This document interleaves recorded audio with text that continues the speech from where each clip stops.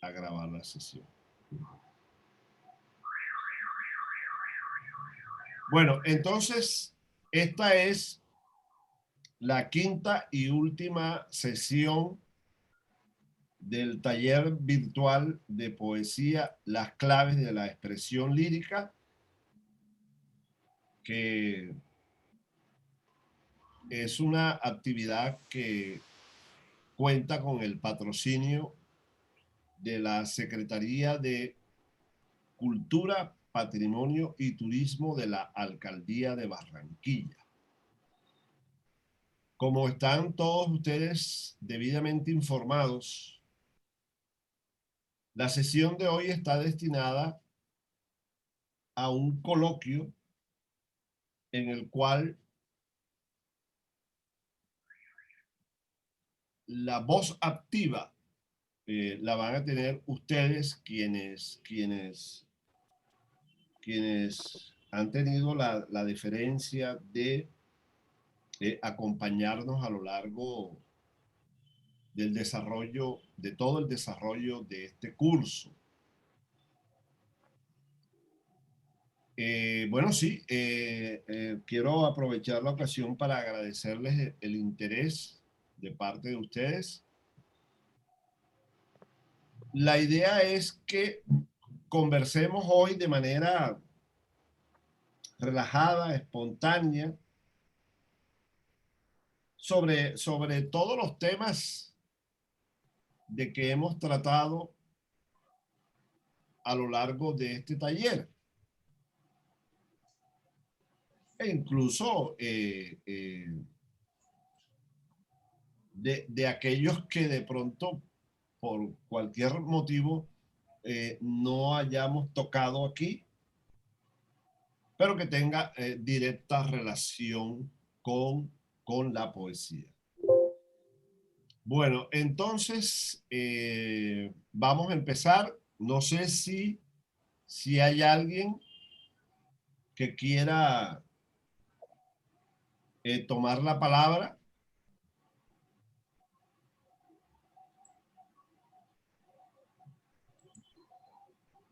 Si quiere arranco yo. Sí, ¿quién habla, perdón? Orlando. Orlando, ok, Orlando, ¿cómo no? ¿Cómo no? Me parece perfecto, te escuchamos entonces. Bueno, para mí la experiencia ha sido maravillosa. O sea, el avanzar en el conocimiento de los mecanismos de la poesía y de llegar a descubrir su corazón mágico me ha parecido maravilloso. El curso me ha ofrecido a mí una experiencia insustituible para descifrar las claves, mirar que el origen de la literatura se formó en la poesía, que el ritmo es un aspecto muy importante que generalmente uno lo aceptaba por aquello de la consonancia, pero no conocía las claves del ritmo, no tenía claridad sobre qué era exactamente el ritmo y la musicalidad misma de la poesía. Igualmente, la importancia de la metáfora, que aunque era ya conocida, no se conocía bien los detalles de cómo opera, de cómo funciona, cuál es su estructura, cómo está basada, qué significa. Eso fue muy importante para poder enfrentarse uno a un poema y poder analizarlo y detallarlo en su contenido. Lo otro es el significado de la poesía, que me parece a mí que tiene una gran importancia, puesto que es el sentido que le da el poeta a sus escritos. Y me quedó muy claro esa frase de Joaquín en la cual citaba a Borges, diciendo de que el verso existe más allá del sentido. Eso fue muy importante porque revela que no hay reglas en la poesía, no hay normas, todo es libre, se puede decir lo que sea con tal de que el verso tenga un estilo y una musicalidad, tenga una consonancia. Eso es muy importante. Yo creo que ha sido una experiencia maravillosa el haber podido apreciar este curso. Bueno, ok, Orlando, muchas gracias por tus palabras. Bueno, a ver, ¿qué otro compañero quiere participar luego de estas palabras de Orlando. Paco. Sí, Jairo. Jairo, sí. ¿Cómo Bueno, no? comparto con Orlando. Tú sabes que yo en estas cosas declaré el primer día que era muy neófito en la lectura de la poesía.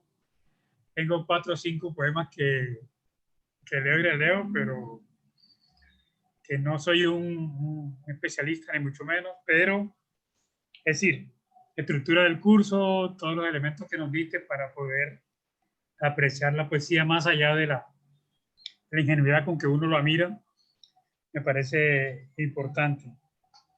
En un momento determinado dijiste que omitiste entre los poetas filosóficos, entre comillas, entendí que era una relación muy difícil, que no se daba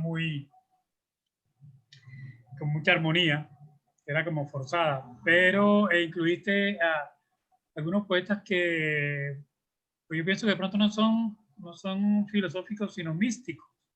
No sé si lo encuadraste como un solo tema, que son los poetas estos, Como Juan de la Cruz. Juan de la Cruz, Juana Inés, bueno, todos esos poetas hispanos que generaron toda una poesía por el amor a Dios. O sea, el tema del poema místico es relación alma-Dios, entiendo yo. ¿Sí? Entonces es como una particularidad, de pronto si se marca entre la poesía, pero parece que pudiste de pronto darnos un poquito más de elementos de análisis ahí en ese punto, pero bueno, igual nos queda la inquietud para nosotros mismos investigarlo, sí. Pero me parece que da es un tipo de poesía que genera un sentido. Un sentido, hay una musicalidad lógica en los poemas.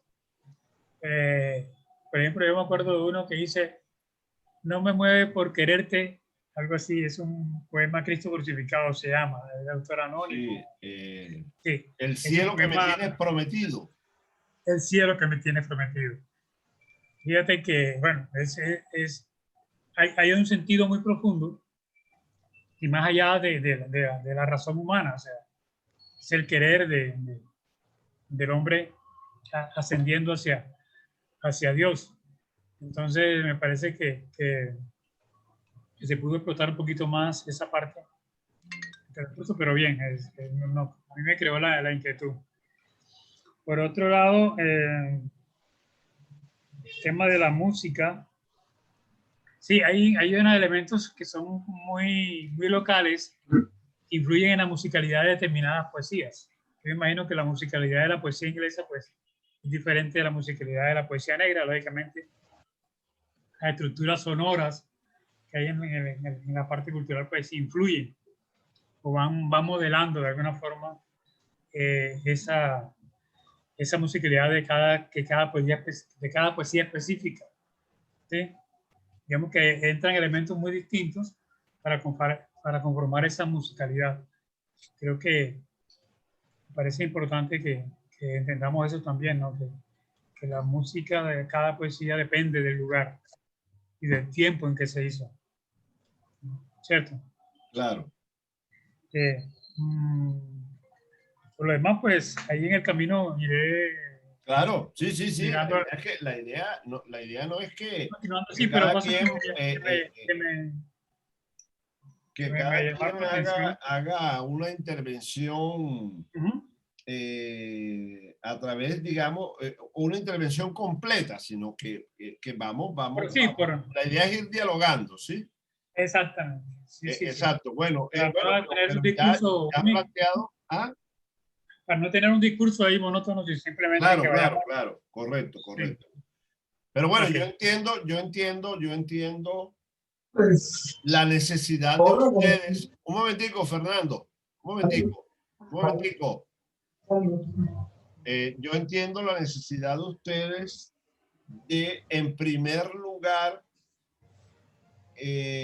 hacer como una evaluación de lo que ha sido su experiencia de aprendizaje en este curso y eso me parece perfectamente bien que ustedes comiencen expresando eso, ¿no? Lo que el curso ha significado para ustedes en términos de aprendizaje.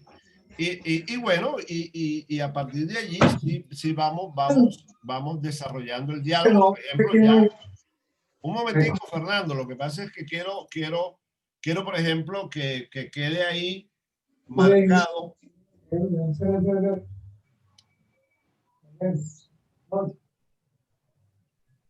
¿Cómo está todo por allá? A ver, espérate un momento. Es que él está...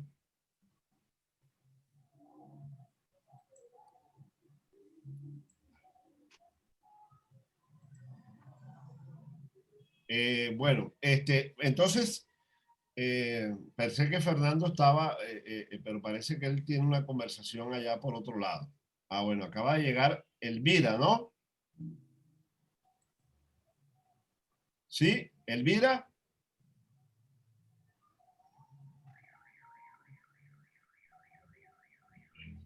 Bueno, por favor, Elvira, ¿estás allí?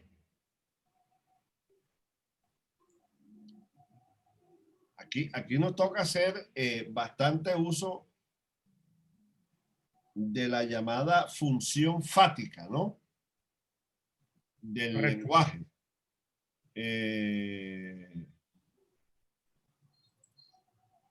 Sostener el discurso. A través de la cual, pues, los hablantes tratan de verificar que el canal esté funcionando bien, sí. ¿La metodología es que se levanta la mano o uno va interviniendo? Sí. Me parece bien esa, de que ustedes van levantando la mano. Pero entonces, ok, antes ya, bueno, veo que ya Osmalia y Silvia Patricia han levantado la mano. Yo por lo pronto voy a ir señalando que, por si acaso cualquiera quiere tocar ese tema, que Jairo ha señalado que dos puntos sobre los cuales conversar.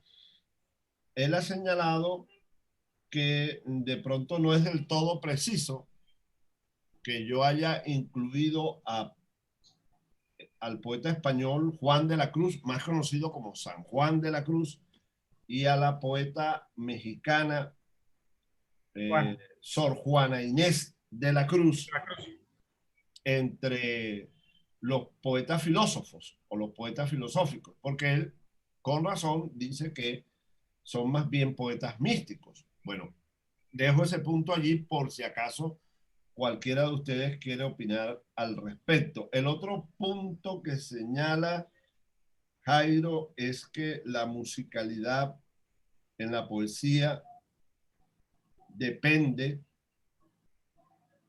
de la cultura a la que pertenezca el poeta, depende de las tendencias poéticas y también, dice él, depende del tiempo. Entonces hay ya dos puntos sobre el tapete, sobre los cuales hablar. Pero entonces ahora sí, escucho primero a Osmalia, a ver.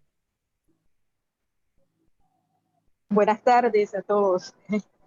Yo quiero expresar que este curso ha sido muy provechoso para mí en lo personal y en lo profesional. Yo soy docente y me acerqué al curso con muchas expectativas con respecto a el aprendizaje de elementos que me ayudaran, como es la razón de ser del curso, a apreciar la poesía. Yo siempre he creído que con respecto a la poesía, yo no soy poeta ni soy escritora, sí leo mucho, y la poesía siempre ha sido muy compleja de leer, pero concluyo que primero, a raíz de la metodología, que aunque magistral inicialmente, pero que usted muy acertadamente, los conceptos tan claramente desarrollados, pues fue llevando a cabo. Entonces, son muchas las cosas, son muchas las preguntas también, que creo que también de eso se trata, ¿verdad? De la búsqueda, claro. Pero también muchas respuestas con respecto a la prevención inicial, con respecto tengo muchos amigos poetas, yo soy de Magdalena, vivo en zona bananera y trabajo entre Santa Marta y zona bananera, y tengo muchos amigos que se dedican a la poesía acá en Santa Marta. Y siempre les decía que yo prefería eh, no saber mucho del análisis de la poesía para apreciarlos a ellos desprevenidamente y disfrutarlos más. Y tenemos un grupo que se llama Bohemia Itinerante. No todos somos poetas de muchos campos de las artes, pero es precisamente para escucharlos a ellos y apreciarlos y mostrar sus trabajos. Entonces, llegó un momento en que eh, encontré con este curso y empecé como a darme la oportunidad de pensar de que a partir de conocer elementos más específicos de análisis e incluso técnicos, cómo podía yo acercarme a la poesía, apreciar la poesía sin perder ese gusto, ese disfrute que yo he notado en algunos escritores que pierden por el hecho de apreciar, de ser el crítico, ese ácido acérrimo del compañero, y de pronto se pierde esa oportunidad de disfrutar la creatividad, de disfrutar la poesía. Del curso en sí, de la estructura, lamento haberme perdido la tercera sesión sobre las figuras. Estoy pendiente de cuando ya salga en YouTube para poder disfrutarla y aprender. Pero de la última sesión me gustó mucho sobre la relación de la poesía con la filosofía y con el conocimiento. Eh, Creo que la poesía, el filósofo y el poeta beben de la misma fuente al fin y al cabo, ¿no? Y que, y que lo que tienen son como límites como algunos límites que lo da la misma razón de ser del oficio, pero que hay mucho por pensar y mucho por estudiar, la verdad. Y en definitiva creo que para todos, ¿no? No sé qué pensarán los compañeros participantes. Este ha sido un curso de respuestas y de preguntas también para seguir avanzando. Creo que ahora, cuando me vuelva a reunir con mis amigos, compañeros poetas, los voy a disfrutar más sin analizarlo y criticar, pero es un elemento más para disfrutar la poesía, para apreciarla, para entenderla y ¿por qué no? Para también acercar a mis estudiantes a la literatura y a la poesía específicamente, que no es de pronto de los géneros que más se trabaje a nivel de la lengua castellana como área fundamental en el plan de estudio. Es como mi experiencia con el curso. Ok, Osmalia. Listo. Bueno, antes de darle la palabra a Silvia Patricia, también quiero destacar de cuanto tú dijiste, Osmalia, un punto que me parece que sería interesante retomar en esta sesión más adelante, cuando tú hablas de que prefieres ser como una lectora común y corriente, una lectora ingenua, que así, ese es el término que se usa en el ámbito crítico de la poesía para referirse al lector que no adopta al momento de leer la actitud del llamado lector crítico o también del lector escritor, porque en resumen, aprovecho para hacer esta observación, los lectores de poesía y en general de literatura se pueden clasificar en tres grupos, ¿no? En primer lugar está el lector común y corriente, el lector espontáneo, el lector ingenuo, y entiéndase que este término ingenuo no tiene ninguna connotación peyorativa. En segundo lugar está el lector crítico, que es aquel lector que tiene por oficio la crítica literaria y que obviamente lee de una manera distinta al lector común y corriente, al lector común. Y en tercer lugar está otro tipo de lector, que es el lector poeta o el lector escritor. Porque ustedes saben que los escritores, para formarse en su oficio, se alimentan básicamente de la lectura, de la misma literatura, de la misma tradición literaria. Pero el que es escritor y lee con el ánimo de formarse como escritor, también lee de una manera distinta a la manera en que lo hace el lector que ejerce la crítica literaria y distinta de la manera en que lo hace el lector común y corriente, bueno, o ingenuo. Ese es un punto para que podamos retomar más adelante en este coloquio. Bueno, entonces ahora sí quiero escuchar a Silvia, Patricia. Gracias, Joaquín. Bueno, igual que mis compañeros, pues yo me uno en las felicitaciones porque ha sido un curso bien llegado, o sea, empezaste desde lo más básico, recordándonos el significado de poiesis, el recorrido histórico que hiciste brevemente, nos recreaste por Roman Jacasson, por sus teorías, por las funciones, y para terminar con las figuras literarias, desde la de dicción, léxica, las de pensamiento y el análisis que hiciste de la metáfora.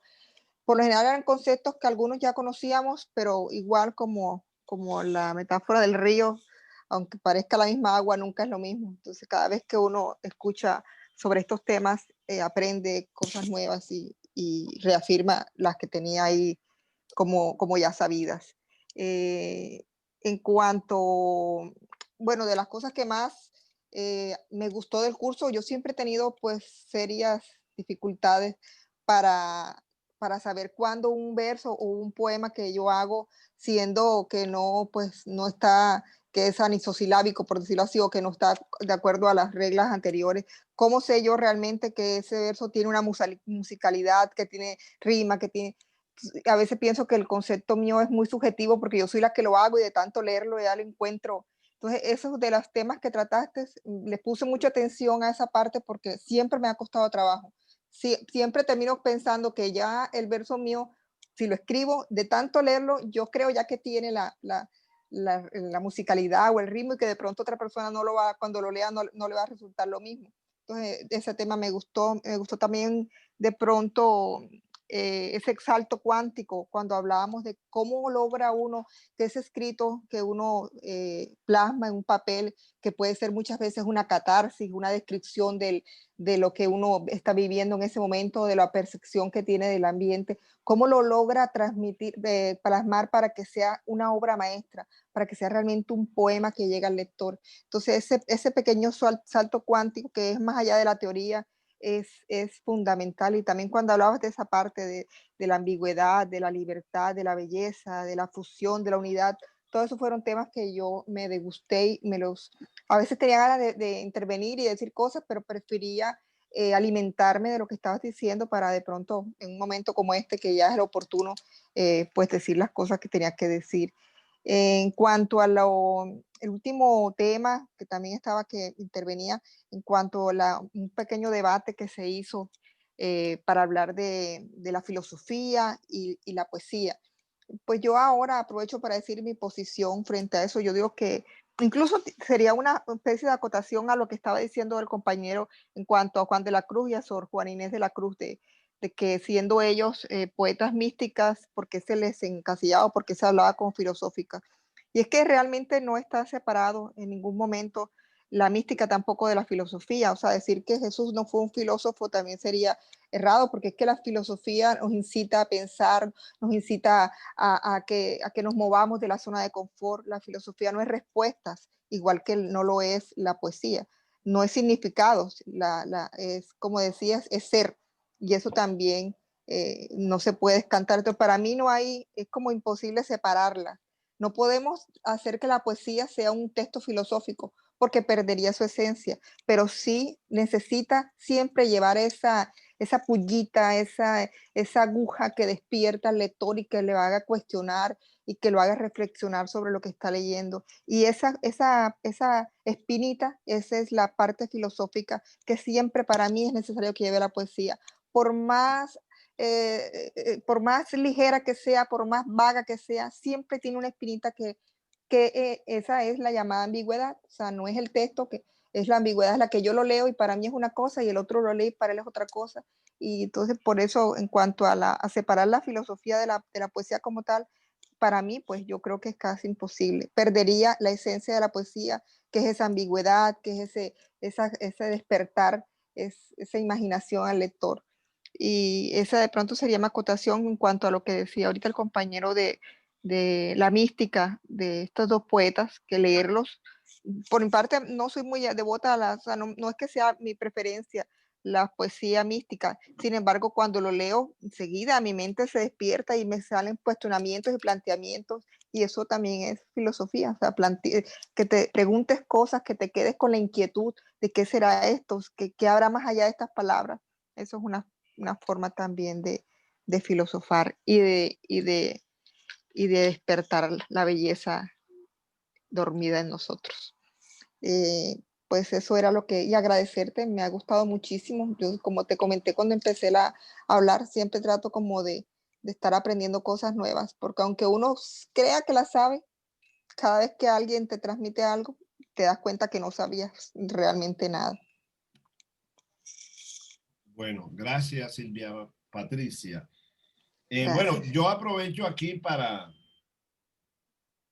ya responderle en forma personal a la inquietud planteada por Jairo sobre por qué mencioné en la lista de los llamados poetas filósofos o poetas filosóficos a estos dos poetas místicos. Bueno, la respuesta me parece que es sencilla. Ocurre que además de ser poetas místicos, estos dos poetas se caracterizan en su obra por hacer planteamientos que han sido desarrollados en el campo de la teología, que, como ustedes saben, es una rama de la filosofía, ¿no? La teología es una rama, una disciplina filosófica, cuyo objeto de estudio, para decirlo así de la manera más simple y más amplia, es justamente Dios y todos los problemas y las preguntas que implica el concepto de Dios. De manera que, si bien hay poetas místicos que digamos tienen como o que se limitan a expresar su relación íntimamente personal con la religión, con Dios, con lo absoluto. Hay otra clase de poetas místicos en los que se le nota la formación filosófica que tienen y específicamente la formación teológica. Entonces, por eso es que estos dos poetas son incluidos como poetas filósofos, porque en su obra se nota que ellos han desarrollado o por lo menos han retomado o recreado en sus poemas tesis, teorías que ya han sido manejadas por la teología, que, repito, es una rama de la filosofía, una disciplina filosófica. Esa es la razón por la que se incluye a Sor Juana Inés de la Cruz y a Juan de la Cruz entre los poetas filosóficos o los poetas filósofos, que que aunque yo estoy utilizando aquí ahora como si fueran dos categorías exactamente sinónimas, me refiero a poetas filósofos y poetas filosóficos, no lo son, ¿no? No lo son.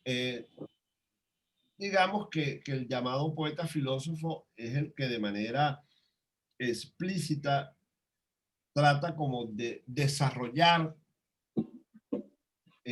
teorías o tesis filosóficas en su obra, y el poeta filosófico es aquel que, sin pretender lo que acabo de señalar, tiene toques en su obra que lo hacen pensar a uno en que su visión del mundo es cercana a la visión filosófica. Pero bueno, pero ojo que particularmente en mi exposición yo me identifiqué con quienes señalan que si hablamos en términos técnicos precisos, es un error decir que la poesía hace filosofía. Ya, o sea, yo no estoy muy de acuerdo con esa opinión de que la poesía hace filosofía. ¿Por qué? Porque, bueno, como yo señalaba en su momento, en esa sesión, la filosofía tiene una metodología, tiene un método de conocimiento, sigue unos pasos rigurosos para abordar los problemas que aborda, cosa que no hace la poesía ni que vamos a esperar de la poesía, porque dejaría de ser poesía. De hecho, fíjense que por esa razón hay ciertos tratados de filosofía correspondientes a tiempos pasados que fueron escritos en verso, ¿sí? Porque es que, recuerden que eso también lo toqué en alguna sesión del curso. El verso fue utilizado hasta hace algunos siglos, fue utilizado no solo por la poesía, ¿no? El verso fue un tipo de discurso que fue utilizado para muchas finalidades, incluso para formular leyes, para elaborar tratados de agronomía, y de cualquier otro tema, pues, pragmático o científico, ¿no? Pero los críticos y los estudiosos de la poesía siempre tuvieron la claridad suficiente para distinguir que obras escritas en verso pertenecían al campo de la poesía y que obras escritas en verso no pertenecían evidentemente al campo de la poesía, ¿no? Hablando de tratado filosófico en verso, se recuerda mucho el del romano Lucrecio, el del filósofo romano Lucrecio del siglo I antes de Cristo, que tiene un famoso tratado de filosofía que se llama De la naturaleza de las cosas, que está escrito en verso. Pero el hecho de que esté escrito en verso no quiere decir que ese sea una obra poética, aunque fíjense, hay historiadores y hay diccionarios enciclopédicos que incurren en esa confusión, y por el hecho de que ese libro de la naturaleza de las cosas de Lucrecio está escrito en verso, algunos tratan a Lucrecio de poeta y califican esa obra como poética, cuando para los profundos estudiosos de la filosofía está claro que esa no es precisamente una obra poética, es un tratado de filosofía que está escrito en verso. De hecho, fíjense, algunos filósofos ya cercanos a nuestro tiempo, como Nietzsche y como Wittgenstein, expresaron, no lo hicieron, pero expresaron su deseo de componer sus tratados de filosofía en verso. eran estos dos filósofos, Nietzsche y Wittgenstein, eran muy cercanos a la poesía y en algún momento en sus diarios, pues, expresaron su deseo de escribir su obra filosófica en verso, pero si lo hubieran llegado a hacer, eso tampoco habría implicado que hubieran escrito poesía en lugar de filosofía. No, ellos eran filósofos. Ellos eran filósofos y seguramente eso que hubieran escrito en verso hubiera resultado también filosofía en todo el sentido riguroso y complejo de la palabra, más no poesía. Pero obviamente que no vamos a negar que la poesía, como yo diría que cualquier otra disciplina literaria, por tratar de la realidad, por formular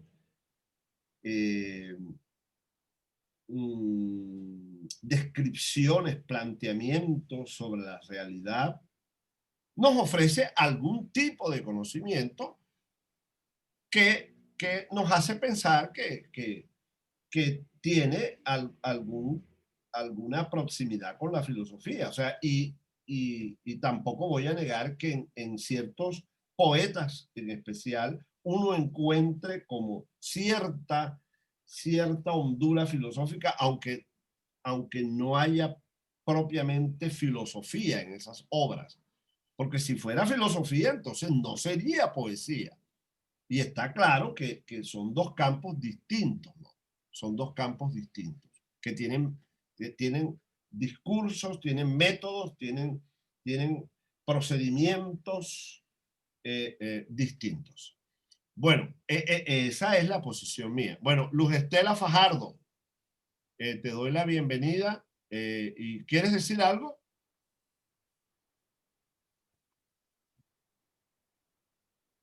A ver, Luz Estela. No sé por qué aquí yo veo que figura, creo que es Elvira, ¿verdad? Elvira. Pero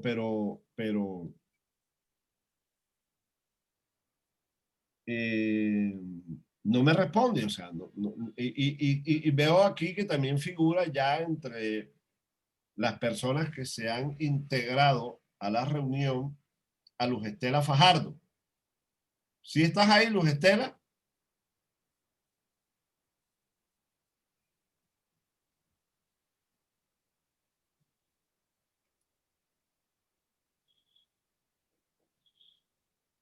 Bueno, no sé.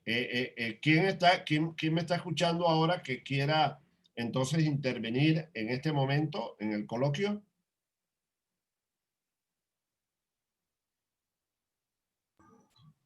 Paco. Sí. A ver, Sí. a mí no sé, me inquieta algo. O sea, yo veo que están aquí Lorena, está Elvira, está Luz Estela, pero ¿por qué no intervienen, no? Por Yo lo estoy menos. presente y quiero intervenir cuando sí tengo algo que decir, pero esperaré el turno. No sé lo que si hay alguien. Ya, Elvira, pero era que yo simplemente estaba preguntando. Están allí en la reunión y como no escuchaba nada, entonces eso se me hacía extraño. Lo mismo no he escuchado a Luz Estela decir, aquí estoy efectivamente. Era simplemente para confirmar que están presentes. Bueno, ya sé que Elvira está presente. Veo que aquí también me aparece Luz Estela. Bueno, a ver, entonces Jairo, ibas a anotar algo. Pero no,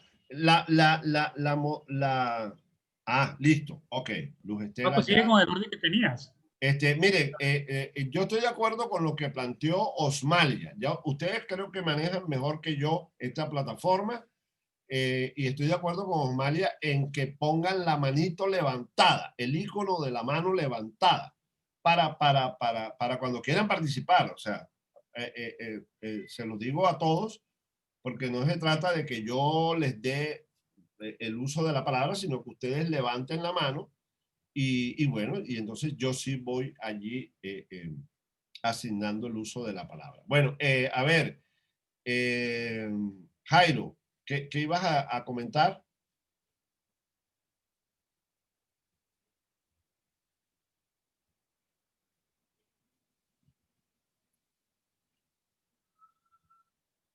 Jairo.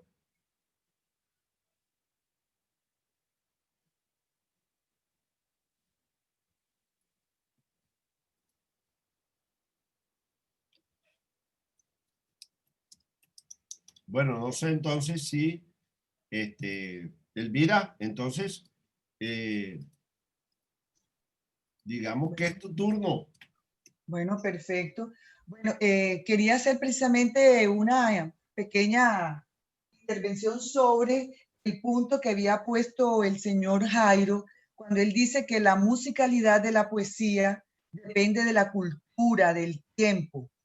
La verdad es que, o sea, de lo que, todo lo que yo estudié a través de las ponencias que usted puso, profe, yo lo que entendí es que realmente la poesía aprovecha esa musicalidad propia que tiene el idioma. En ese sentido, pienso yo que cada idioma tiene diferente musicalidad, diferente. Los poetas escogerán de manera distinta, pues no es lo mismo, por lo menos hacer una poesía en español que hacerla en francés, que hacerla en inglés, por la sonoridad propia del idioma de cada uno de estos tipos de idiomas. Entonces, pienso que la musicalidad tiene que ver más con el idioma en sí. Bueno, los idiomas también tienen que ver con la cultura, porque cada cultura tiene en general su propio idioma, pero más que todo lo veo como encadenado a esa musicalidad propia del idioma, y que el poeta que tiene ese oído interior desarrollado y ese talento propio, tiene esa capacidad de poder escoger los mejores vocablos que tienen la mejor musicalidad en sus poemas. Eso es lo que quería conversar sobre esa parte. Y yo tenía usted también nos habló varias veces lo que es que la poesía en realidad tiene, o sea, lo importante de la poesía en realidad es su musicalidad, su ritmo, que utilice ese lenguaje metafórico que es el que exalta la belleza o esa correspondencia que encuentran los poetas en las imágenes y etcétera que hay en el universo. Sobre eso o sea, a mí siempre me ha quedado como esa duda de que uno lee, hay poemas que son solamente musicales y son lindos, pero en el alma de uno no queda más que la música, se pasó el tiempo y terminó todo. Hay poemas que tienen unos mensajes tan hermosos, además de la musicalidad, que te llegan al alma, te transforman tu visión de mundo y te dejan 20.000 reflexiones que tú nunca los vas a olvidar. Entonces yo estuve leyendo precisamente sobre Jorge Luis Borges. Él hace un prólogo sobre una obra que se llama La Cifra y él habla precisamente sobre lo que es la poesía intelectual y la poesía meramente verbal. Y él dice que a él desafortunadamente le tocó únicamente ser como un poeta intelectual, el que solamente trabaja con las abstracciones, la lógica, el raciocinio, pues no complementar eso que es tan importante con la musicalidad, las metáforas, las imágenes, las fábulas. Entonces, que lo ideal es que el poeta pueda combinar esas dos tendencias, o sea, trabajar con las atracciones porque eso tiene que ver con el mundo interior del poeta, pero también escoger los mejores vocablos, los más sonoros, los más lindos, para darle rima, musicalidad y fuerza a su poema. Eso era lo que yo quería decir. Ok, Elvira, sí, muy interesante. Bueno, vamos también a marcar esos dos puntos que ha planteado Elvira a fin de que el grupo los retome más adelante. El primero es el planteamiento que hace Elvira en el sentido de que la musicalidad tiene que ver con las lenguas, que cada lengua tiene su propia música, más que con digamos, con grupos específicos culturales. Yo más adelante quizás formule mi propio planteamiento al respecto, pero señalo ese planteamiento que hace Elvira. O sea, la musicalidad de la poesía, ¿creen ustedes que depende de la sonoridad propia de cada lengua en que escribe el poeta? ¿O es posible que dentro de una lengua en particular, por ejemplo, dentro de la lengua española, quien sin duda tiene, como dice Elvira, tiene su propia música, digámoslo así, distinta de la música del francés y de la música del alemán y de la música del italiano? Pero es posible que dentro de esa música general de la lengua española, algunos poetas, dependiendo al grupo social o cultural específico al que pertenezcan, pueden sacarle digamos, un ritmo particular. Ese es un buen punto para tratar. Y bueno, el otro que ella señala es el de los poetas que, digamos, solo se destacan por su habilidad musical, su habilidad rítmica, pero no tienen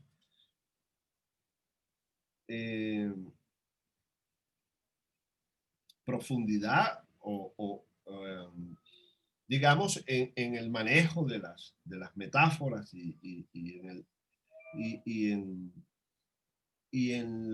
por lo tanto en las intuiciones que nos proponen sobre la realidad, sobre el mundo. Mientras que hay otros poetas que, digamos, son completos, que desde el punto de vista de las fábulas, para utilizar ese concepto original de Aristóteles, que cuando él quiere referirse al contenido del poema, al plano semántico del poema, al plano del significado, él habla de la fábula, ¿no? ¿Cierto? Cada poema tiene una fábula. La fábula es el tema de que trata el poema y digamos los planteamientos o los acertos que el poema formula sobre ese tema. Entonces hay poetas que desde el punto de vista tanto de la música como de la fábula son muy ricos, muy profundos. Hay otros que solo se destacan en una u otra faceta, ¿no? Y más adelante me referiré a lo que dice Borges. Yo conozco, obviamente, ese prólogo de Borges, pero Borges lo dice allí con mucha modestia, ¿no? Mucha modestia. Y como en un tono de resignación. No es que él esté planteando eso digamos, con orgullo o lo esté planteando como si fuera un logro, un hallazgo propio de su quehacer poético. Me refiero al hecho de que él sea un poeta desde el punto de vista intelectual muy rico, muy profundo, pero que según él mismo no sea tan bueno en la parte de la imagen y en la parte de la musicalidad. Eso lo dice él con mucha modestia, porque es que durante mucho tiempo cierto sector mayoritario de la crítica lo acusó a él de eso. Lo que pasa es que Borges sí es evidente que bebió mucho de la filosofía, pero no para hacer filosofía. O sea, él leyó mucha filosofía y obviamente los temas de la filosofía lo intrigaron mucho, lo asombraron mucho, y entonces él recreó temas de la filosofía, los utilizó como insumos para crear sus poemas, ¿no? Entonces él se alimenta mucho de teorías y tesis filosóficas, y por eso es que tiene, sí, no hay que negarlo, tiene ese acento como de poeta intelectual, y de hecho, fíjense que él es uno de los poetas que incluyen en esa lista de los llamados poetas filósofos. Pero yo creo que Borges es también un poeta muy brillante con la metáfora, con la imagen. No es que sea precisamente un poeta de una extraordinaria musicalidad, pero hay poemas de él que destacan también en ese aspecto. Y es también un poeta, aunque no lo parezca de manera tan evidente, es un poeta también emotivo. Que es otra de las cosas que tradicionalmente la crítica le ha negado a él. La crítica suele decir, o bueno, o yo no sé, cierta crítica que se pronunció mientras Borges estuvo vivo y estuvo escribiendo su obra, ya ahora yo creo que la crítica lo juzga de otra manera. Yo creo que ya la crítica a estas alturas está de acuerdo con que Borges es también un gran poeta, porque es que no sé si ustedes recuerdan que mientras Borges estuvo haciendo su obra, que él cultivó tanto en el campo de la poesía como de la narrativa, se solía decir, era un lugar común de la crítica, que Borges era ante todo un gran narrador, pero que era mal poeta.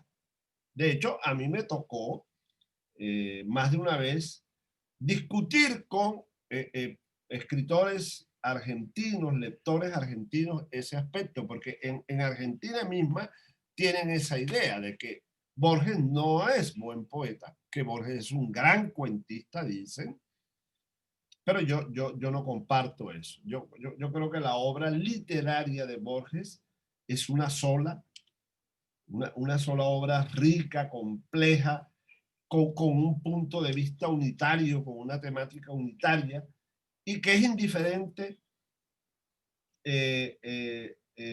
si lo estamos leyendo en verso o lo estamos leyendo en la prosa narrativa. O sea, esa es mi opinión, ¿no? Y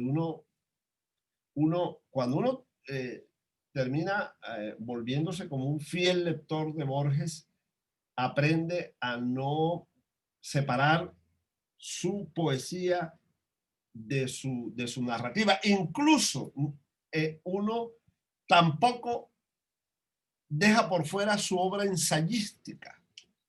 O sea, uno como lector de Borges aprende a integrar toda su obra en un solo discurso en el que uno encuentra una gran unidad, encuentra una voz que es la misma en todos esos géneros, ¿no? En el ensayo, en la poesía y en la narrativa.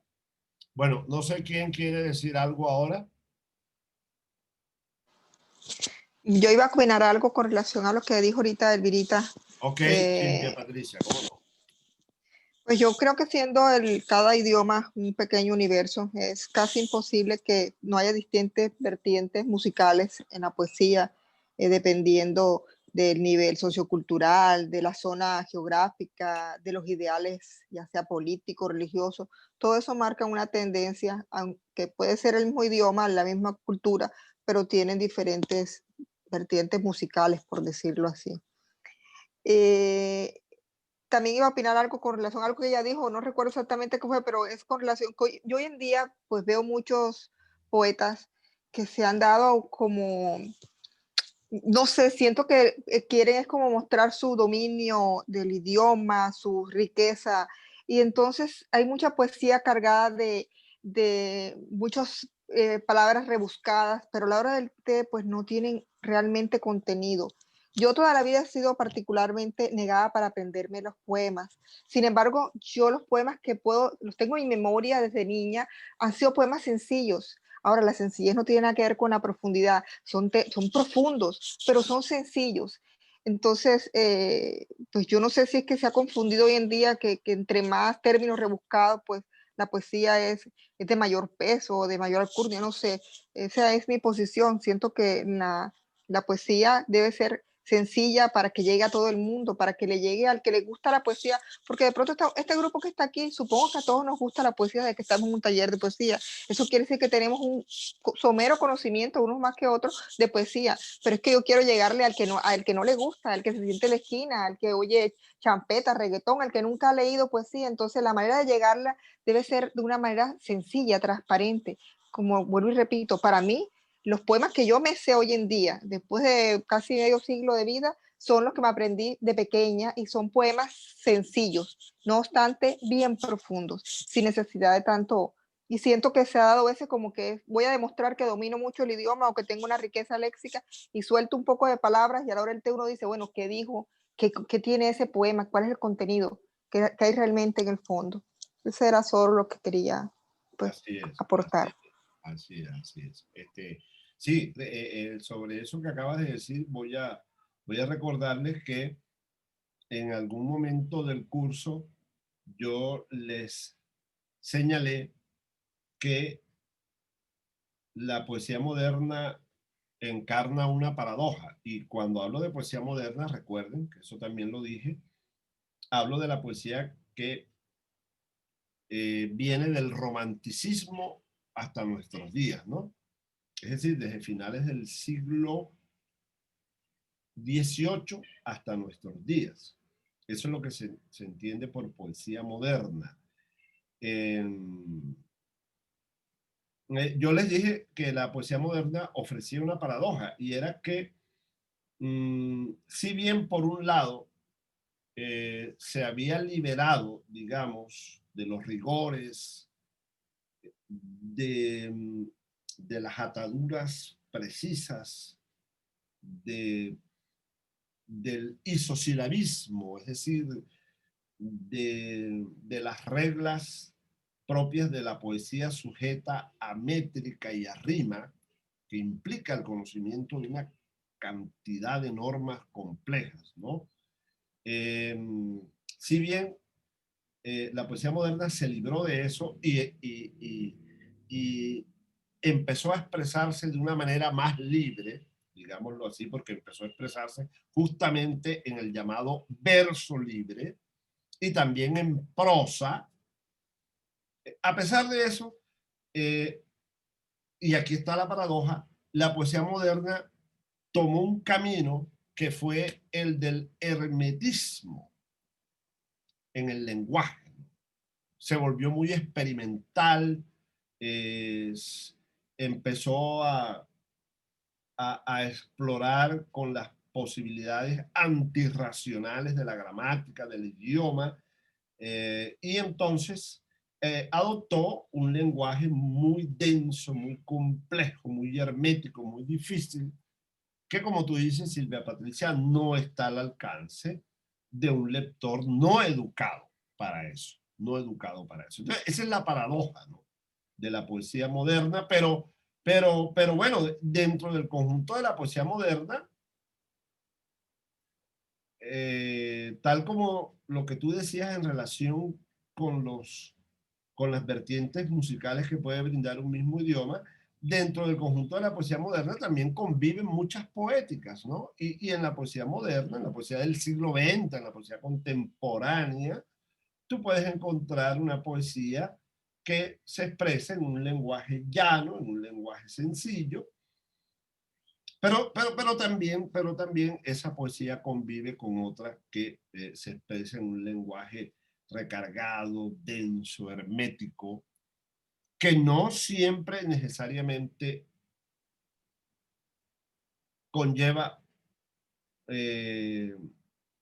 digamos, falta de valor poético, ¿no? No, o sea, hay poetas que son así, oscuros, difíciles, pero que son muy buenos poetas, ¿cierto? Como igual hay poetas de lenguaje llano, de lenguaje sencillo, que son malos poetas. Es decir, para ser buen poeta, o mejor dicho, el ser buen poeta no es algo que tenga que ver con el hecho de que tu lenguaje sea sencillo o sea complejo y hermético. Es algo que a veces queda difícil de explicar, pero no vayamos a caer en el error de decir que los poetas que son de lenguaje complejo, difícil, hermético, necesariamente son malos poetas, ¿no? Porque también los hay de lenguaje llano y sencillo y son malos poetas, ¿no? Simplemente que obviamente los buenos poetas, los buenos y malos poetas de lenguaje llano, sencillo, están al alcance de mucho, de un grupo de lectores mucho mayor que el otro tipo de poetas. Bueno, ok, ¿quién más quiere decir algo?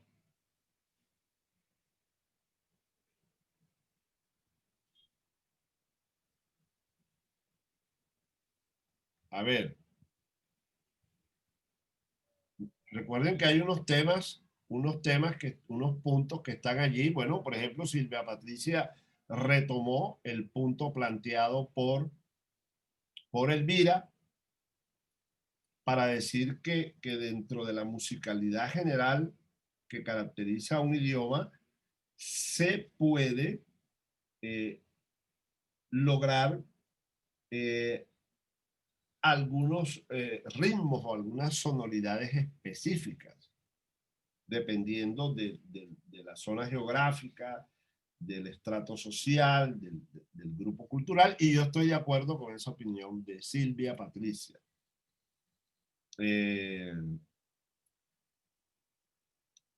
Porque, por ejemplo, Jairo mencionó, creo que cuando ilustraba su planteamiento, mencionó a la llamada poesía negrista.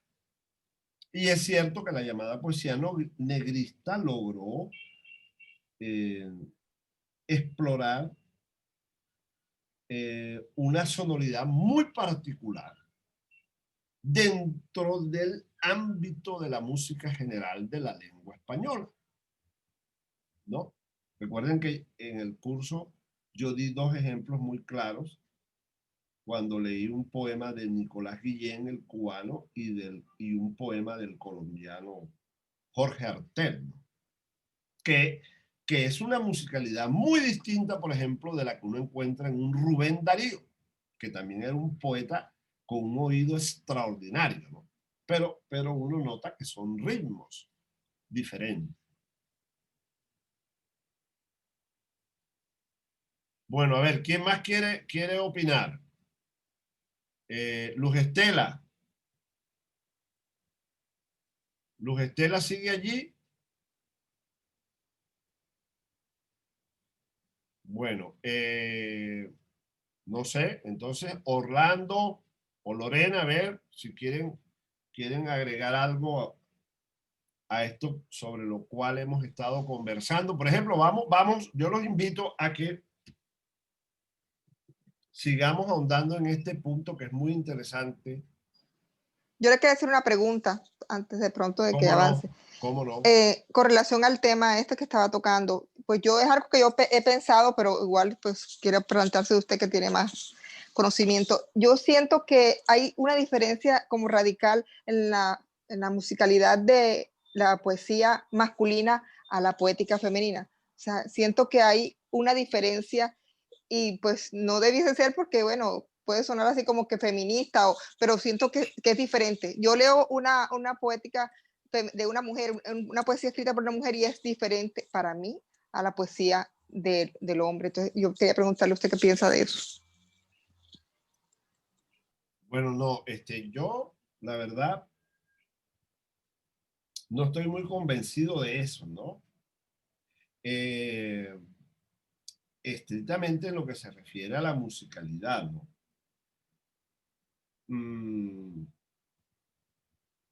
Sí creo que existe lo masculino y lo femenino y que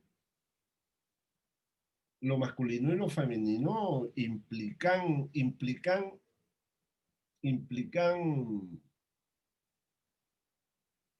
digamos, ciertas sensibilidades diferentes. Aunque me parece que lo humano, que es lo más esencial, está presente con tanta fuerza en uno y otro sexo, ¿no? Bueno, pero uno obviamente nota que en la vida real, cuando uno interactúa con hombres y mujeres, que lo masculino y lo femenino existen como manifestaciones de la existencia, mm, que tienen cada una ciertos rasgos que los hacen diferentes. Y eso creo que debe reflejarse en una manifestación como la poesía, ¿no? Pero yo particularmente no lo noto tanto en lo que tiene que ver con el aspecto musical. Incluso, fíjate, hay un hecho y es que hay casos, ha habido 2 o 3 casos famosos, lamentablemente ahora, en este justo momento, de pronto, dentro de un rato me acuerde, no recuerdo los nombres precisos de esos casos de que te estoy hablando, pero en la historia de la literatura y de la poesía en particular, recuerdo, se ha presentado este caso, que, por ejemplo, a comienzos, a mediados del siglo XX, se dio a conocer un libro de poesía escrito por una poetisa o poeta japonesa, que fue traducida al inglés por un poeta y traductor norteamericano. Y esa obra de esta poeta japonesa gozó de muy buena acogida entre los lectores, y bueno, y obviamente entre las lectoras, ¿cierto? Que acogieron de manera entusiasta esa poesía escrita por esta japonesa, y se vieron allí de alguna manera expresada la sensibilidad femenina o la visión particular del mundo de las mujeres. Pues mira que después que murió el supuesto traductor de esta poeta japonesa, se vino a saber que esa poeta japonesa no existió jamás, que fue una obra poética escrita por el traductor, que también era poeta, un norteamericano, repito, ahora se me escapa el nombre, pero prometo que se los voy a hacer llegar. Les voy a hacer llegar el dato completo del libro, de la poeta japonesa y del traductor. Después se supo que el libro había sido escrito por este poeta norteamericano, pero que fue un truco de él, ¿no? Porque era un escritor que solía, y nadie lo dudó, porque era un poeta y un traductor que solía traducir del japonés, que conocía bien la cultura y la lengua japonesas. Simplemente él quiso jugar a eso, y escribió ese libro, él que era un poeta masculino, pero fingió que era de una autora japonesa cuyo nombre él se inventó y le dijo al mundo que él había traducido ese libro del japonés y todo el mundo se tragó el cuento. Nadie dudó, nadie dijo, oye, pero yo no noto aquí una sensibilidad femenina. Todos lo creímos, ¿no? Igual, bueno, también ocurre, por ejemplo, en la narrativa, que el narrador de un cuento o de una novela es una mujer, pero el autor del cuento de la novela es un hombre y viceversa. Yo te puedo mencionar el caso de una novela que a mí me fascinó mucho desde mi adolescencia y todavía me sigue gustando esa novela, que es Que viva la música, de Andrés Caicedo. Si ustedes recuerdan, los que han leído esta novela o saben de esta novela, la narradora de la novela es una mujer. O sea, la obra cuenta, son las experiencias, las aventuras, las desventuras, las orgías, los excesos de una mujer llamada una mujer caleña, de la burguesía caleña, llamada María del Carmen Huerta, y está contada en primera persona por ella, y narra experiencias sexuales incluso. Oye, pero la escribió un hombre, Andrés Caicedo. Y si esa novela es muy buena y todo el mundo coincide en decir que es muy buena, es porque precisamente no falló en eso. O sea, nadie dijo, esta novela es inverosímil.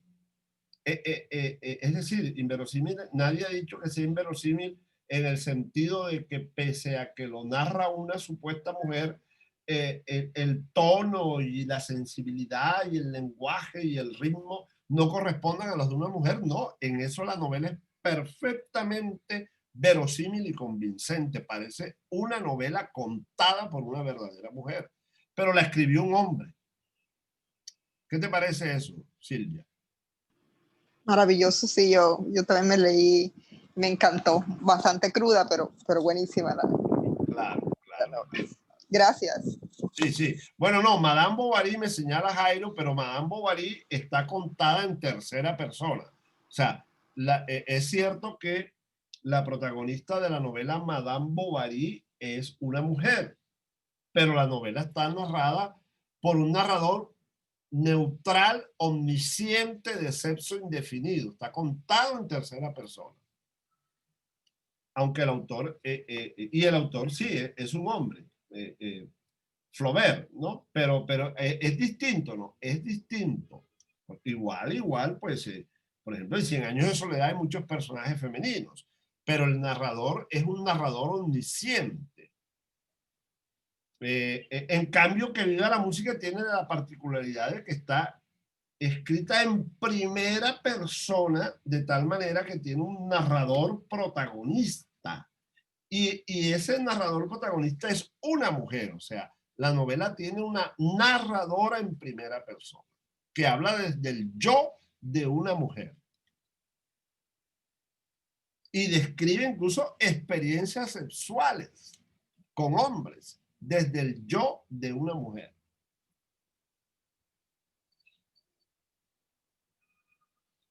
Es que yo creo que la literatura es el terreno de la imaginación. Y como terreno de la imaginación es el terreno de la empatía. Ustedes saben que la empatía es exactamente esa capacidad de, a través de nuestra imaginación, ponernos en el alma, en la mente del otro. Y yo creo que la literatura es justamente una disciplina que tiene sus pilares en eso, en la empatía y en la capacidad de la imaginación para ponerse en el alma de cualquier personaje. Ese es lo maravilloso de la literatura, ¿no? Y a través de la imaginación, un hombre, un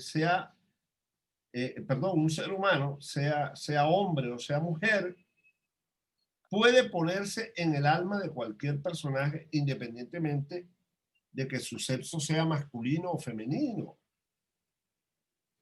En fin. Esa es la gran potencia que yo creo que tiene la literatura.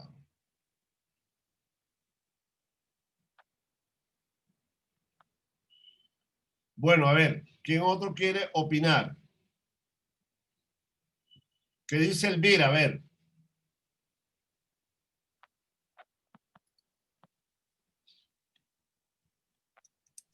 Bueno, no, profe, estoy totalmente de acuerdo con usted con relación a esa ¿Qué opinas capacidad. sobre lo que dijo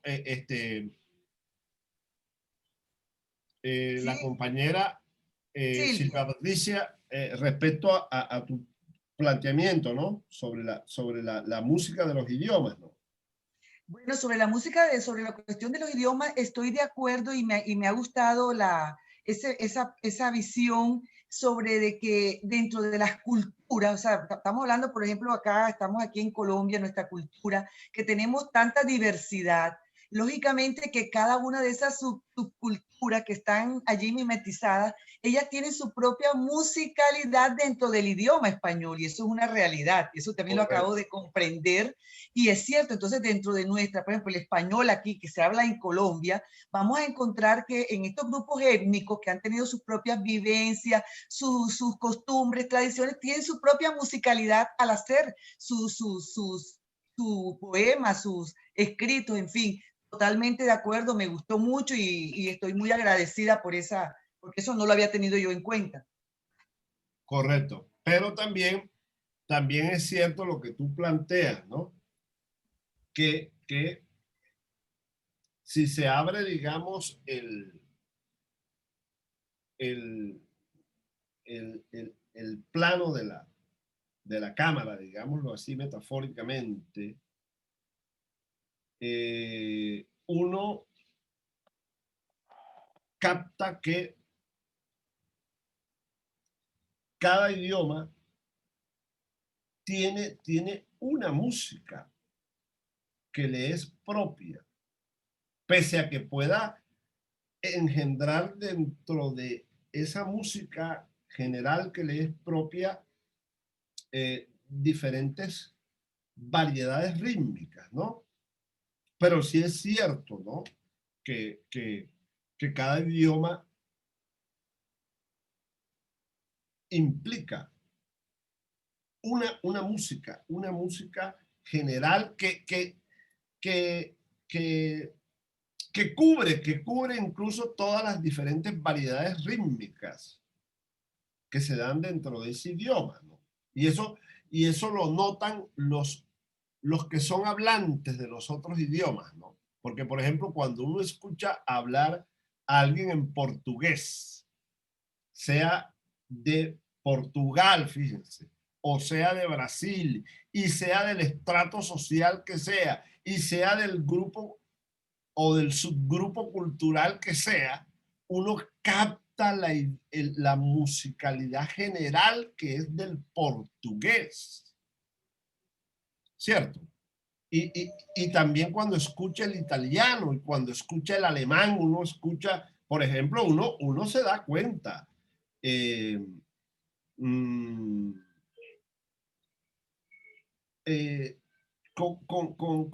Con incluso una escucha superficial, uno se da cuenta que la música del alemán es más fuerte, más ruda que la música del italiano, por ejemplo. Eso es algo de lo cual uno se da cuenta. Nada más escuchando superficialmente a los hablantes nativos de esas lenguas. Recuerdo que incluso García Márquez en 100 años de soledad, cuando está hablando de este personaje italiano Pietro Crespi, dice que en algún momento se refiere al italiano como lengua y dice que dice algo muy lindo, como que esa fue una lengua inventada para que la hablaran los ángeles. Algo así dice García Márquez, ¿no? Que parece una lengua hablada por ángeles. cosa que uno no diría del alemán, ¿no? Que es evidente que es una música que tiene una música ruda, ¿cierto? Lo mismo, fíjense, yo cuando veo y oigo programas de televisión, series de televisión, ya he aprendido a distinguir el acento, o sea, la música del inglés americano, de lo que se llama el angloamericano, del inglés británico. El inglés británico tal vez conserva todavía más esa cercanía que tiene con la lengua sajona, ¿no? Y el inglés británico es más rudo, más fuerte que el inglés americano. El inglés americano es más suave que el inglés británico. No sé qué digan ustedes sobre eso, ¿no?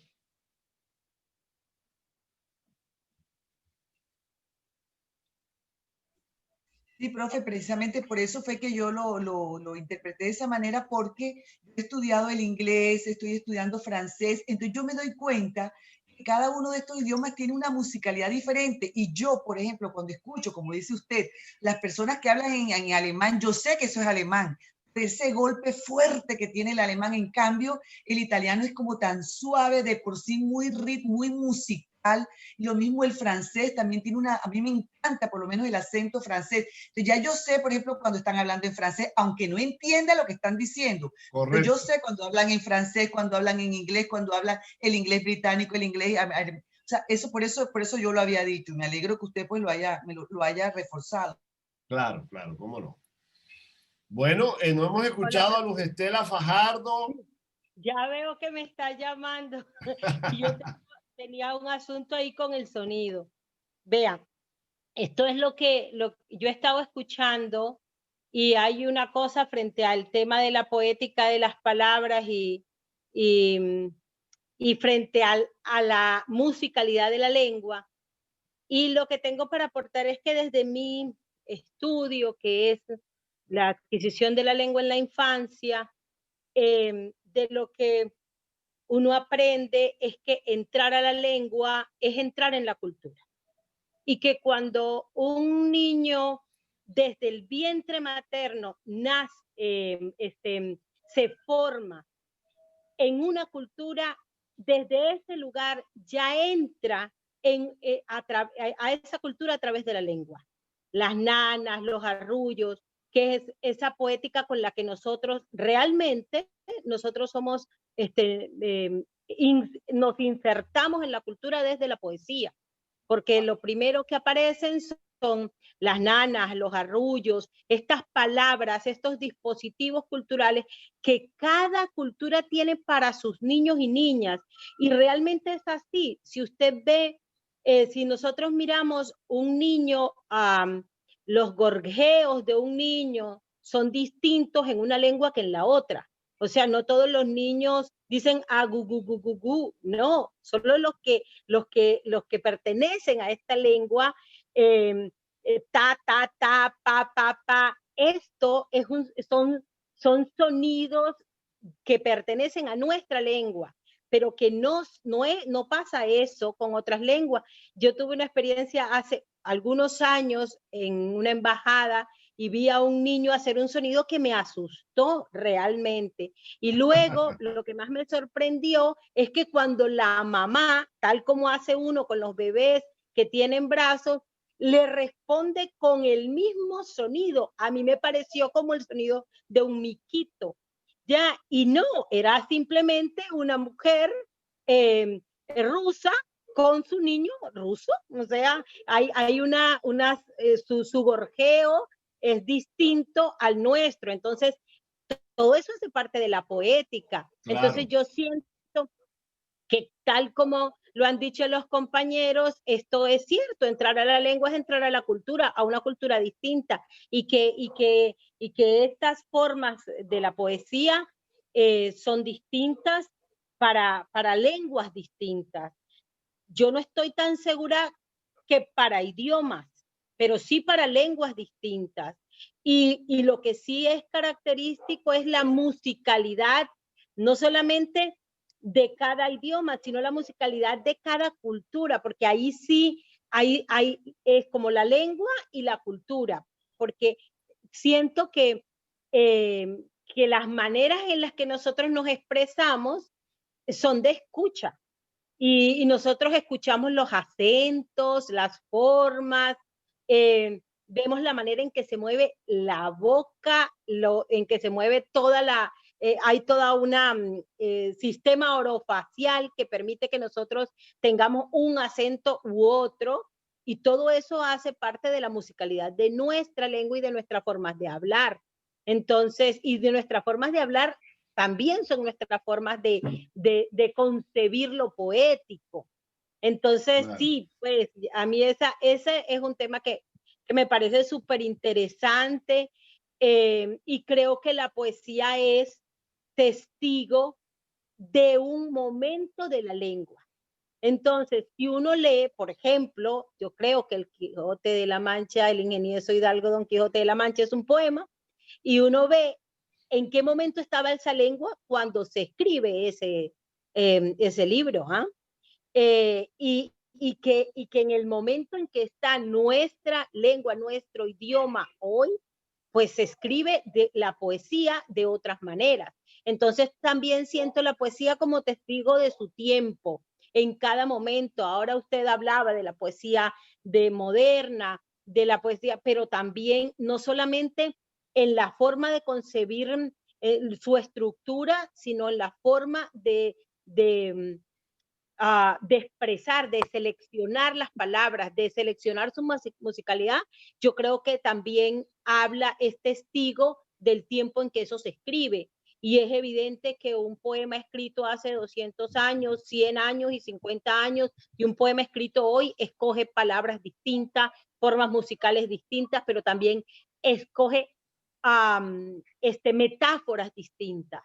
Eso creo, o por lo menos las actualiza, porque estoy de acuerdo, estoy de acuerdo, no, porque escuché y me pareció revelador cuando usted decía que las metáforas no es que sean muchísimas, ¿no? Sino que se van recreando. Entonces creo también que la forma de recrear esas metáforas también cambia con los tiempos. Sí, que somos testigos del tiempo en el que vivimos. Así es, sí, claro, sí. Eso sí está claro. Independientemente de que el poeta tenga esa voluntad o no, su escritura siempre va a reflejar el tiempo específico, el tiempo histórico, pues, específico en que fue elaborada, sí, eso es cierto. Pero fíjense ustedes cómo esto, por eso utilicé hace un rato la metáfora de la cámara de cine, o de la cámara audiovisual, ¿no? De la cámara de video, que depende de si uno amplía o estrecha el plano, ¿no? Capta distintas cosas, ¿no? Cuando cerramos el plano, vemos la multiplicidad de variantes y de diferencias que hay, ¿no? Porque ahora que tú hablabas, Luz Estela, sí, me hiciste recordar un fenómeno que a mí siempre me ha parecido asombroso, ¿no? Y que tiene que ver con la musicalidad, con el ritmo de las lenguas, que son los llamados acentos, ¿no? O sea, a mí me parece impresionante cómo un chileno te habla con un acento que está más allá de sus intenciones conscientes, un acento que siempre es el mismo, que siempre lo identifica a él como chileno, y vemos cómo el argentino tiene un acento también tan distinto, como los peruanos, los venezolanos, ¿cierto? Tienen un acento particular dentro de la misma lengua española, para no hablar del caso de los propios españoles, cuyo acento para nosotros resulta tan marcadamente reconocible. ¿sí? Cómo se crean esas distintas sonoridades dentro de una misma lengua. Bueno, eso lo notamos cuando cerramos el plano de la cámara. Pero fíjense que cuando uno abre el plano, afortunadamente uno nota que esas diferencias también pueden borrarse. Y particularmente eso lo logra la escritura, ¿no? Si bien es cierto que, como lo acabo de decir, un chileno, y eso que esa lección que tú nos diste sobre cómo desde el vientre materno ya se forma el oído del niño, si bien es cierto que un chileno nace, se gesta y nace y crece dentro de una música o de una musicalidad o sonoridad particular del idioma español, y un argentino igual, y un peruano igual, y un colombiano igual. Sin embargo, gracias al fenómeno de la escritura, que ha permitido que la tradición, por ejemplo, literaria y poética en lengua española sea esencialmente la misma y que la podamos compartir todos los hispanohablantes, más allá de todas estas diferencias acentuales y sonoras. Y eso es lo que permite que, por ejemplo, en Chile haya nacido un Pablo Neruda, en Argentina un Jorge Luis Borges, en Perú, imagínense, en las montañas más rústicas del Perú haya nacido un César Vallejo, y esas voces tengan todas una identidad común, que es la de la gran lengua española, porque esa es la maravilla de la tradición escrita. O sea, españoles, peruanos, chilenos, todos los hispanohablantes podemos comprender perfectamente y emocionarnos, por lo tanto, con la misma fuerza cuando leemos a un César Vallejo, a un Pablo Neruda, a un Jorge Luis Borges, a un José Asunción Silva, a un Álvaro Mutis, a un Francisco de Quevedo, ¿sí? Que se formaron, que se gestaron y se formaron en sonoridades distintas de la lengua, pero que, como ellos todos, también bebieron de una sola madre, que es la gran tradición de la poesía en español y de la literatura en español. Ellos resultan comprensibles para todos nosotros, y todos mantienen una unidad dentro de sus diferencias, una gran unidad que es la que le da la tradición de la poesía y de la literatura en lengua española. Sí, o sea, es maravilloso que, aunque como tú lo dices, por ejemplo, Cervantes escribió el Quijote en una etapa del español distinta, que aunque ya corresponde, porque los lingüistas distinguen en la historia del español tres grandes periodos, que llaman el español antiguo, el español medio y el español moderno. Ya Cervantes escribió en un español moderno, pero obviamente con respecto al nuestro, al del siglo XX,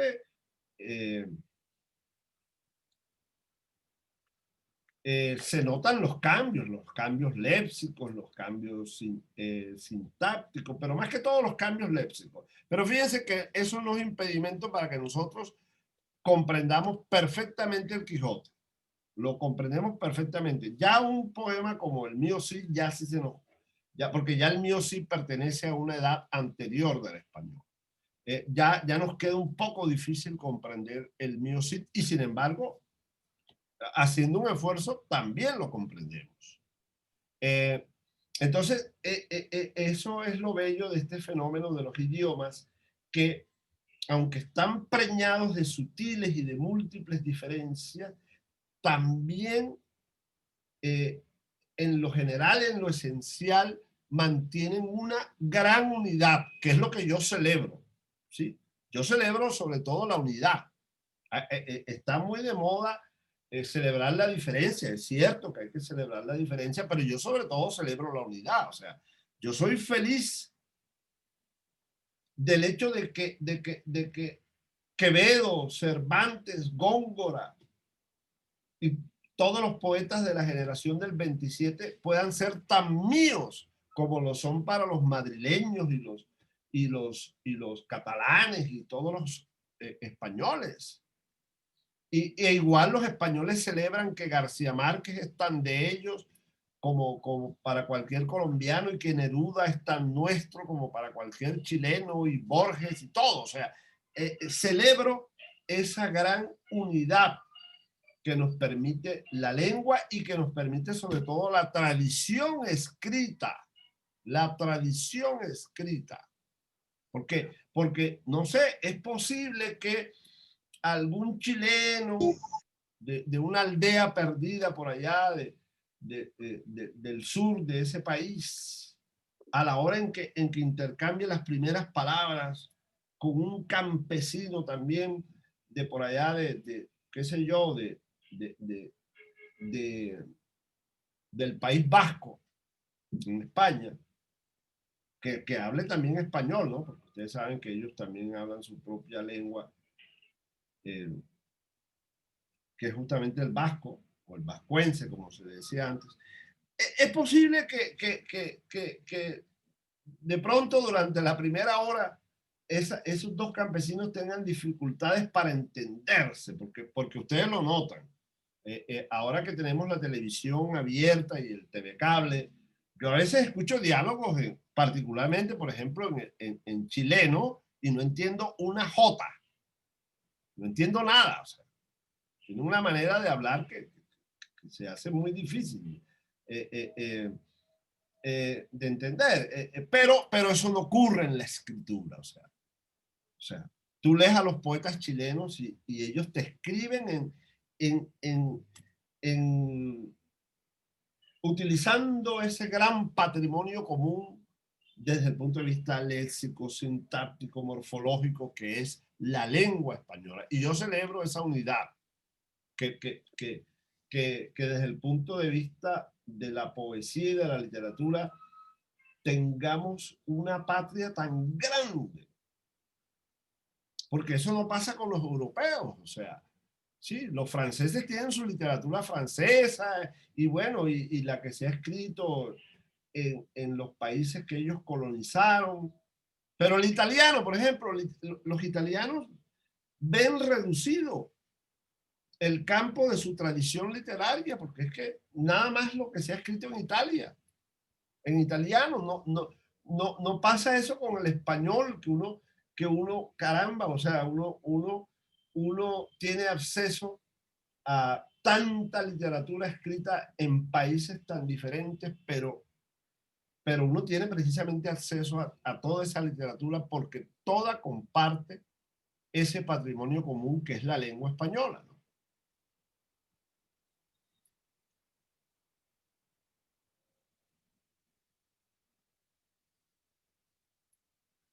Bueno, ok. Entonces, no sé qué quieran decir ustedes sobre este particular. Bueno,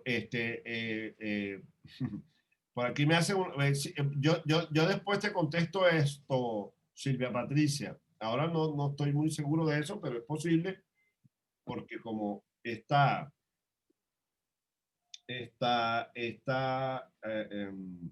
iniciativa es patrocinada por la Secretaría de Cultura de la Alcaldía de Barranquilla, es posible que podamos hacer eso, ¿no?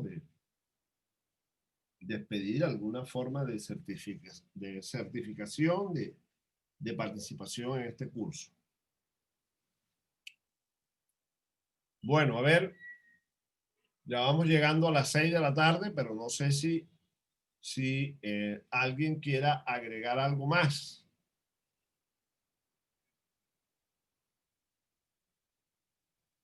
Fernando, al fin, ¿qué pasó con Fernando? No supe si... Aquí lo veo, ¿no? Aquí veo que figura entre los participantes, pero Fernando Rivillas, que es un gran admirador de la obra de Julio Cortázar.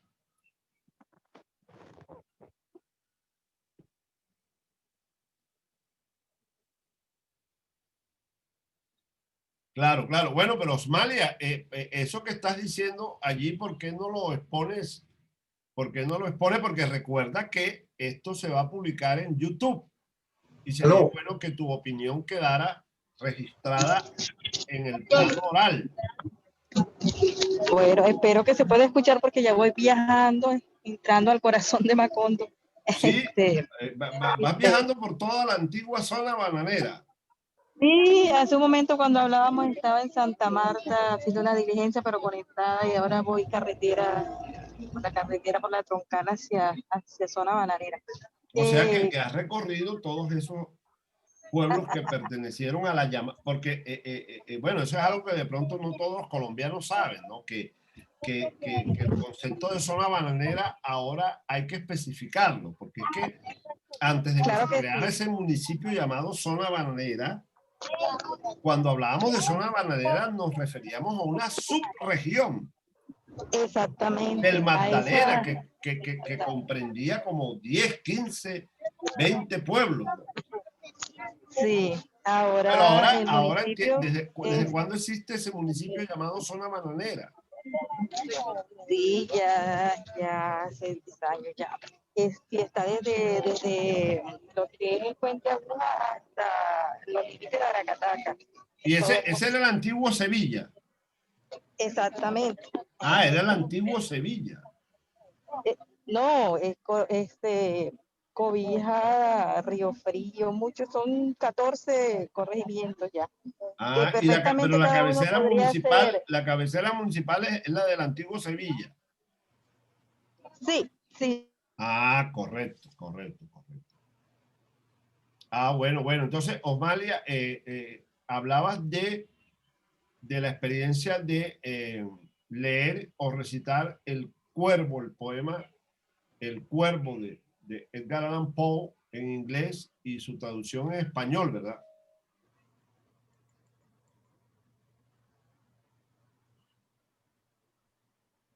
Osmalia. Bueno, parece que se nos perdió. Pero bueno, ella aquí plantea eso y tiene toda la razón. Dice que leer el poema El Cuervo de Poe en español nos ofrece una experiencia que es distinta de la experiencia de escucharlo también en inglés. Y yo quiero aprovechar esa inteligente observación de Osmalia para hacerles una recomendación como lectores de poesía.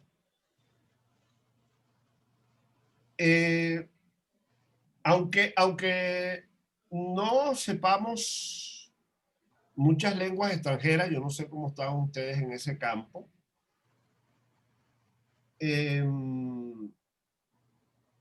yo sí aconsejo, y ahora internet no explicarles sobre lo de tengo un problemita con la chapa de la puerta. La chapa de la puerta no me funciona. Entonces, no sé, la verdad que no sé. Les decía que internet nos permite ahora esa posibilidad, ¿no? La posibilidad de que, por ejemplo, por ejemplo, les voy a... está el caso este que menciona Osmalia. Es un buen ejercicio que leamos, obviamente, el poema El Cuervo en español para comprender su sentido, lo que dice, lo que quiere decir, para comprender su fábula. ¿Sí? Pero es también una buena experiencia escuchar este poema en inglés, en una buena recitación en inglés y teniendo el texto en inglés, ya habiendo comprendido lo que el poema quiere decir, para disfrutar de la musicalidad original del poema que se pierde por completo con la traducción. Y lo mismo podemos hacer, yo eso, por ejemplo, el otro día lo hice con este poema que yo le cité, creo, en la primera sesión del curso, que es el arte poética de Paul Verlaine, que empieza diciendo, y la música ante todo, ¿no? Qué buena experiencia es escuchar en una buena recitación este poema en su original francés y detenernos a disfrutar únicamente de su musicalidad. Sí, aunque de todos modos allí tengamos presente, porque ya lo hemos leído varias veces en español, el sentido del poema, ¿cierto? Pero qué hermoso es, y es una gratificante experiencia, escucharlo en su original francés. Y lo mismo podemos hacer con la poesía escrita en italiano, o sea, en las lenguas romances, pues yo pienso que se facilita la experiencia, ¿no? Escuchar a Pessoa en portugués, escuchar a Dante en italiano, o a los poetas modernos italianos en su original, y lo mismo a Baudelaire, a Verlaine, a Rimbaud, escucharlo en francés, pero también incluso, y con mayor razón, con aquellas lenguas que no entendemos, que tal vez no conozcamos, como el alemán, ¿no? Entonces, escuchar es un buen ejercicio, que eso Internet nos brinda la perfecta posibilidad de esto. Leer un poema de un poeta alemán, o que haya escrito en alemán, por ejemplo, un poema de Rilke, leerlo en español y luego escucharlo en alemán para disfrutar la musicalidad del poema nada más. ¿Qué les parece eso? A ver. Excelente idea, me parece que es un buen ejercicio que nos permite comprender los sonidos de la lengua. Así es. Así es, y porque bueno, yo creo que esto es una enseñanza que nos ha quedado clara de este curso, y es que definitivamente ese valor que es tan importante en la poesía, que es la musicalidad, el ritmo, se pierde por completo en la traducción. Se pierde por completo en la traducción. O sea, la música, o sea, eso es algo evidentísimo. O sea, yo no me imagino, así como yo me imagino que alguien que lea a Rubén Darío en francés, o en alemán, o en ruso, imagínense, no puede jamás disfrutar de esa extraordinaria musicalidad que logró Rubén Darío en su poesía, y que solo podemos disfrutar los que leemos en español. Igual nos pasa a nosotros, o sea, no sabemos casi nada de la música, de la poesía de Verlaine, de Rimbaud, de Baudelaire, ¿no? Y eso solo lo podemos lograr escuchándolos a ellos, que eso, repito, ahora en Internet es perfectamente posible escuchar todos los grandes poemas de sus poetas en su lengua original.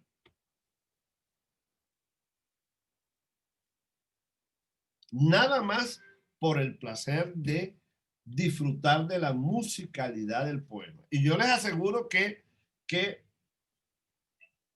por ejemplo, si uno se consagra a escuchar una y otra vez, así como uno escucha repetidas veces una canción que le gusta, si uno se consagra a escuchar una y otra vez X poemas de Verlaine o X poemas de Baudelaire, ya se familiariza y se puede decir que se apropia de la musicalidad de ese poema, igual que lo hace un francés. De tal manera que a la hora en que uno se encuentre con un francés, le dice, pues mira, yo conozco perfectamente este poema de Baudelaire, o este poema de Rimbaud, o este poema de Verlaine, y lo conozco en todo el sentido completo que implica esa palabra cuando hablamos de poesía. Es decir, me es familiar su musicalidad, tanto como te resulta a ti. Y yo, porque la memoria tiene esa maravilla, ¿no? Yo sé que si uno escucha 20, 30 veces el arte poética de Verlaine en francés, esa música ya lo acompañará a uno en su memoria donde quiera que uno vaya. Y uno, a placer, como si activara el play en la cabeza, podrá recuperar esa música en cualquier parte que uno esté.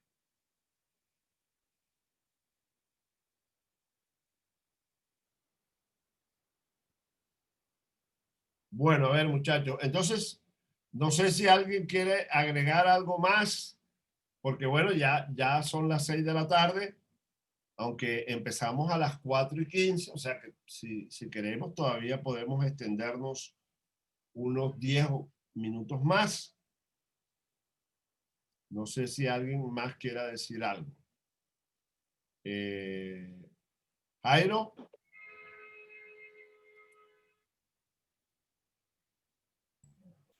Yo, Paco.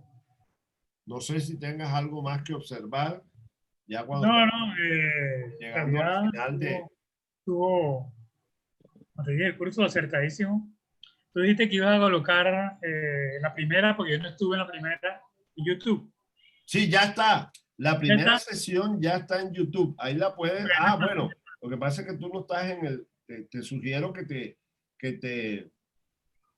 te registres en el grupo que tenemos en Facebook, que se llama, así lo encuentras, Clan de Lectura Crítica.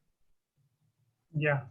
Allí en ese grupo, el Clan de Lectura Crítica, que es de la Biblioteca Piloto del Caribe, ya yo publiqué allí el enlace de esa sesión. De esa sesión que ya está en YouTube, ya está publicada en YouTube, incluso la segunda también ya está publicada en YouTube, y mañana me voy a dedicar ya a eso. Lo que pasa es que no he tenido tiempo porque